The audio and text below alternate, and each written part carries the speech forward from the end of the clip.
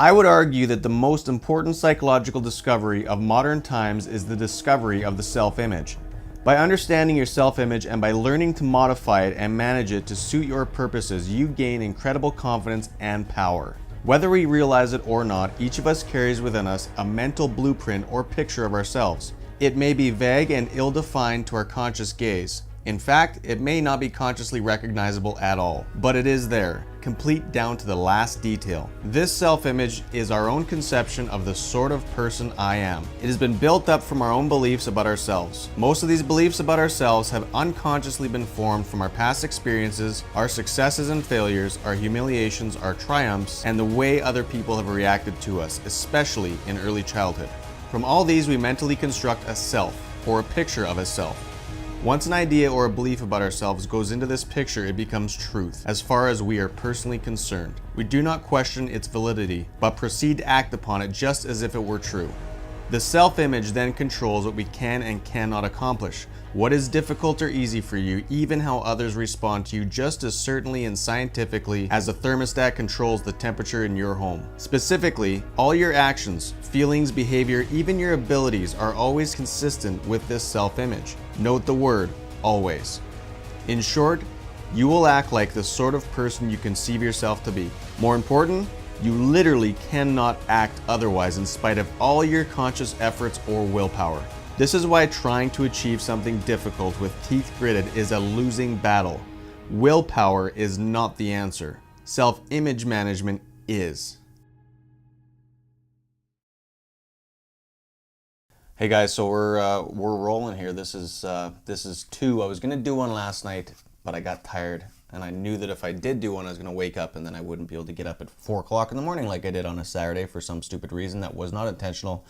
But it is currently 2 minutes after 6 in the morning Saturday, and so I'm bridging that gap between 6 days or 7 days between the last one. Now we're getting on track, so I'm hoping that I can keep up with this. And there's probably going to be a few thousand videos by the time I get this book done, because I can read one sentence and it comes up with something of value. So on this section, so often there's a couple things that came up here when I was going through this.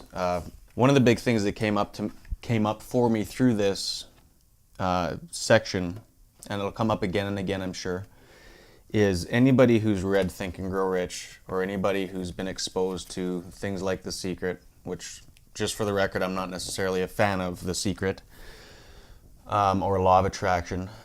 I think there's elements that make sense, sure. But anyways, a lot of these things talk about, especially Think and Grow Rich and the valid stuff that is out there, talk about changing the subconscious, because that is where everything happens. That's where this programming occurs. That's where these automatic actions come from. That's where these patterns all basically start to reveal themselves in our day-to-day lives.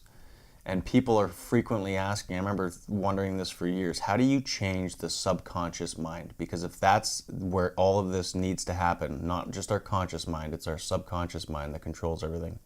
How do we change this? And if you think about it, so much of what you would consider the self-conscious ties into what he's talking about pertaining to the self-image. And if you change that, that's when things start to change, because you will never ever be able to act anything differently as anything other than how you perceive yourself to be. So as a salesperson, if you see yourself as somebody who's weak and limp-wristed, and you see yourself acting like a dog with its tail between its legs when you're dealing with prospects, you're not going to be able, no matter how much conscious effort, or it's going to take so much conscious effort, it'll be exhausting. You will never be able to overcome that until you change that image of yourself.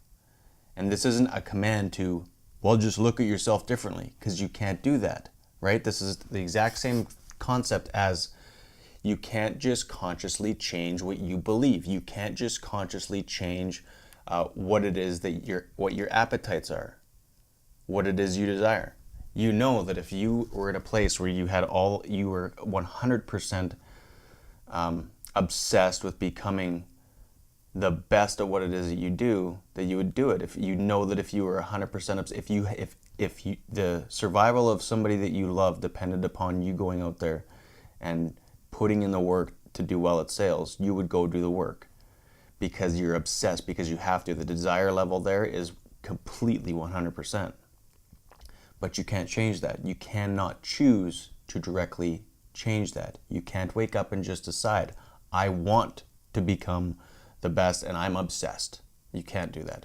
Or you can't wake up and just decide, I believe in myself, no matter how many times you give yourself BS affirmations while you're staring at the mirror. That doesn't work. The same is true for changing your self-image. You can't just command yourself to do it.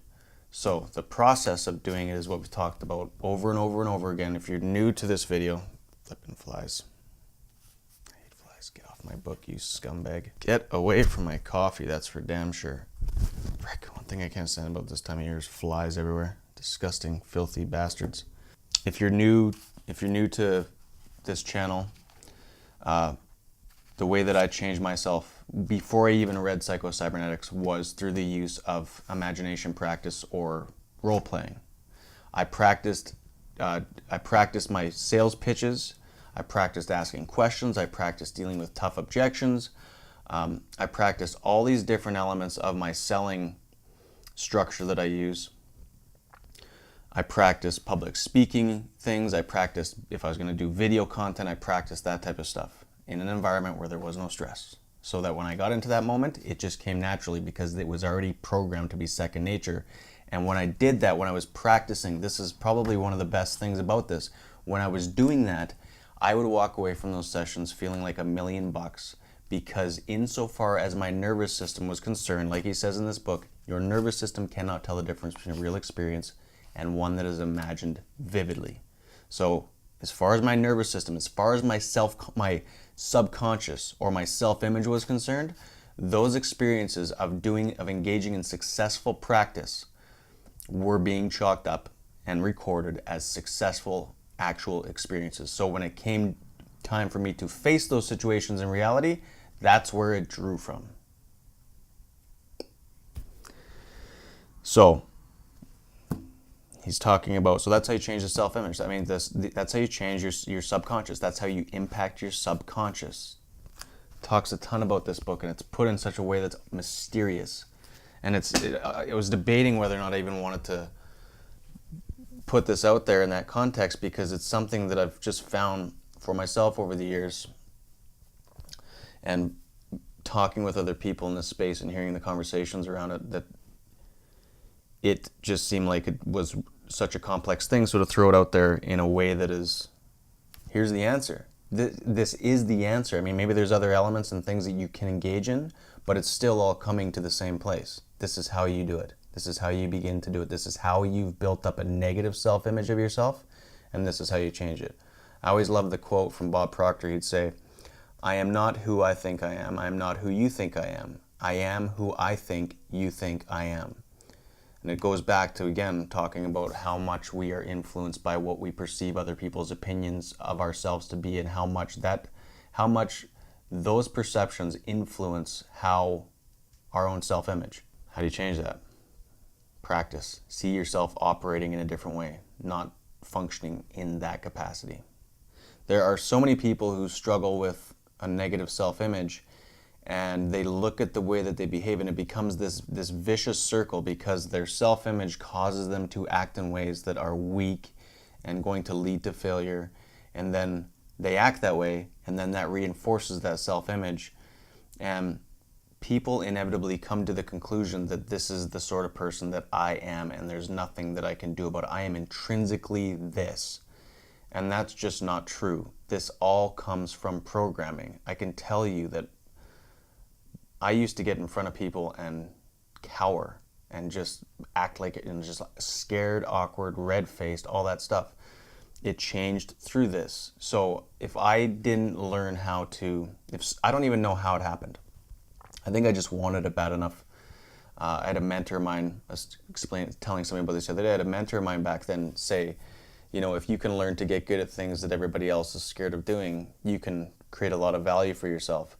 And one of the things that he would talk about is public speaking. He said the average person is more afraid of death than they are, or more afraid of public speaking than they are death. That's opportunity. So if you can get good at that, you are going to dramatically raise your value to the marketplace in the context in which you might be operating. And so because of that, I wanted to get better at it, which was what led me to unconsciously, unknowingly doing this, practicing, getting good at that, and then changing myself through that process. I was changing through the process of driving and practicing my sales pitch and practicing my public presentations. I was changing my self-image and how I saw myself. And so when it got to those situations, that's what came out. It's simple stuff. It just is. And I'm getting more feedback from some of you who are saying, I'm actually implementing this and seeing a difference. Yes, you will see a difference. This will change your life. I can't think of anything else that's going to help you more than doing this, because deep down you want to be successful. You want to be successful. There are things that are stopping you that are because you're afraid. But as you overcome these things and strengthen that part of yourself, those will just naturally fall away. And the way that you get good at this is through practice. The way that you develop obsession is by the same thing. Imagination practice, imagining what it would be like to be achieving what it is you want to achieve and functioning in the way that you want to function and living the life that you want to live. However that might be. Live that out in your imagination. How do you become obsessed about it? Look at every single thing in your life that you've ever become obsessed with. It was because you fixated your mind on it and you kept rehearsing it and imagining it over and over and over again, living that experience in your imagination. And the more vivid that imagination became, the more real it became to you, the more believable it became to you, and the more you wanted it, because it was something. If you vaguely imagine something awesome, it's like, yeah, it can have an impact on you. But if you imagine something in detail so that you're living it in your mind, that will build that desire and appetite for it. This is how this is done. You cannot do this directly. It's always a process. You've done it your whole life. You can do it consciously to help you instead of doing it to destroy yourself. That's the goal of this. Hope that helps. Make sure you comment, share, reach out to me, jay@synergistmedia.com, facebook.com/thejaywoodford. Let me know how this is helping you, please. Hopefully see you guys tomorrow.